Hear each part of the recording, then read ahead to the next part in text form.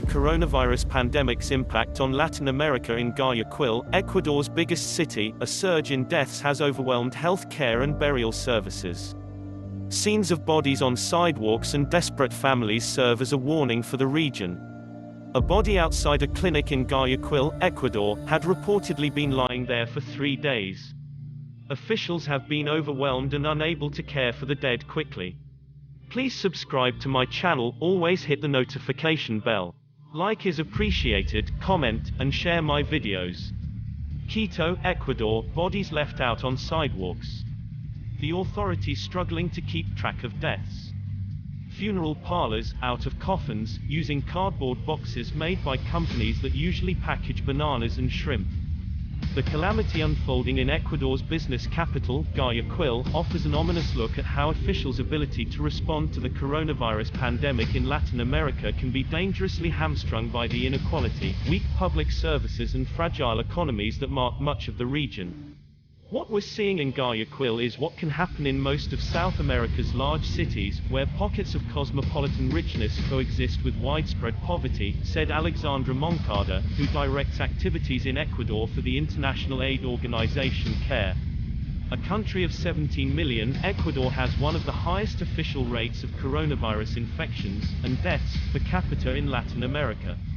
It is still unclear why it has been affected so deeply. Some experts believe the virus may have traveled along the country's deep migratory links with hard-hit Spain and Italy, then spread as Ecuador lagged in adopting social distancing measures. The streets of Guayaquil were crowded on Tuesday despite measures intended to restrict people's movement amid the coronavirus crisis.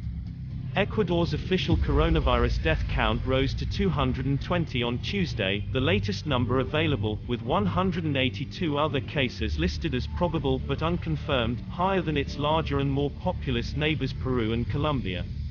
Ecuador's president, Lenin Moreno, has warned that the real figure is much higher, but that because testing is limited, the true extent of infections is impossible to determine.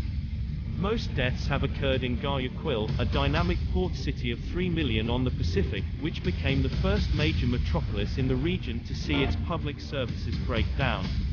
Since the start of the crisis in late March, the government has recovered 1,350 bodies from Guayaquil's homes, according to the office of Jorge Waited, who heads the task force responsible for picking up the dead in the city. About 60 bodies are collected daily, his office said. The virus tore through luxurious gated communities and poor, hillside neighborhoods. Within days, the explosion of mortality overwhelmed the authorities, and hundreds of bodies began to accumulate in hospitals, morgues and homes. Lourdes Frias said she spent 5 days trying to get someone to collect the body of an elderly neighbor who died last week after having respiratory problems. Emergency phone lines were constantly busy, she said. On the rare occasions when she got through, she was told no one was available to help. As the days went on, others in her building in the Socio Vivienda neighborhood of Guayaquil began to clamor for the body to be taken to the street. The police eventually removed the remains. Our situation is a nightmare from which we are unable to wake up, Ms. Frias said. The surge in deaths in Guayaquil, and the images circulating on social media of bodies wrapped in plastic and left on doorsteps, has exposed the pandemic's potential impact on the poor in developing countries, where access to health care and other resources is faulty even in the best of times. A woman mourned this week outside a cemetery in Guayaquil next to cardboard boxes used as coffins. As the virus spread, some families said their loved ones had spent days seeking hospital treatment. Recovering their relatives' bodies took days, as did trying to have them buried. The cadaver crisis reached such proportions that local cardboard manufacturers, which normally produce packaging for exported agricultural products, last week began donating cardboard coffins to the affected families. This is something beneficial, this is a solution, said Pedro Huerta, whose packaging plant in Guayaquil is donating 600 cardboard coffins a day. His plant's cardboard usually packages Ecuador's bananas for dole. Like many Guayaquil residents who work in the informal economy, without benefits or job security, Ms. Frias, a house cleaner, lost her ability to earn a living when the quarantine was imposed. At the same time, shortages caused by the lockdown made food prices shoot up. Residents say the price of potatoes, a national staple, has soared in Guayaquil in recent weeks. A dollar used to fetch 5 pounds of potatoes. Now it buys just one. To alleviate the economic pain, last week the government began paying informal workers a $60 monthly stipend to stay home. The amount is about a quarter of what a housekeeper like Ms. Frias typically earns in a month.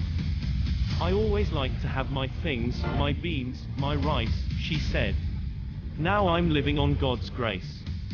Workers at a cemetery transporting a body in a handmade wooden box. The pandemic has left Ecuador's already troubled economy with few options beyond the handouts. The collapse of oil prices has decimated the government's main source of revenue. An ill-timed austerity package pushed by Mr. Moreno, the president, to assuage international creditors led to the firing of up to 3,500 public health workers last year. And Ecuador's decision to use American dollars as its official currency, made during a financial crisis in 2000, means Mr. Moreno cannot print more money to compensate the affected workers. The economic pressures faced by Guayaquil's poor underline the complex class dynamics that have fueled the epidemic in the country, and that may be replicated across the continent. The virus's ability to overwhelm capacity in Guayaquil so quickly can be seen as a warning sign for the region, said Jarbas Barbosa, Assistant Director of the World Health Organization's Americas office. "We believe everybody at some point will go through widespread community transmission of the virus," he said. Some of the first confirmed infections in Guayaquil were traced to well-off Ecuadorian students who had been attending school in Spain but returned to their families to escape the outbreak in Europe. Infections spread at high society weddings last month, according to the local authorities. By the time the virus found its way to the slums, the dynamic had reversed. While better-off Ecuadorians were able to stock up on provisions and retreat to their homes, many manual workers have defied the government's stay-at-home orders to make ends meet. Residents of poor neighborhoods say many of their neighbors continue to work every day, increasing the risk of contagion. Some are going door to door, begging for food. Banks turned into high-risk areas once Ecuadorians, many without bank accounts, showed up in large numbers to retrieve their $60 stipend in cash. "There are colleagues who continue going out every day because they are the only breadwinners," said Lenny Quiroz, the Guayaquil-based head of Ecuador's Union of House Cleaners. "People are being left without money, without food." Workers pulled a body past a refrigerated container outside a hospital in Guayaquil. Ecuador's crisis has hit particularly hard the approximately 500,000 Venezuelans who have fled their country's economic collapse. Unlike Ecuadorians, they are not eligible for the government's stimulus payments. Although Ecuador nominally has universal health care, many fear they will be the last in line for treatment. Janices Portillo, 26, came to Ecuador from Venezuela 6 months ago with her boyfriend. They both found jobs as sales assistants in the city of Machala, about 3 hours from Guayaquil, but lost them in the pandemic. They said they had spent their last savings stocking up on food. The stockpile should last about a month, they said, but they have no means of getting back home if conditions deteriorate. "I've found people who have helped us because they know we're all together in this crisis, but I'm afraid of getting sick," Ms. Portillo said. If there's no resources to attend the Ecuadorians, what's left for an immigrant? Thank you for watching. If you like the video, please hit the like button for more videos. Don't forget to subscribe.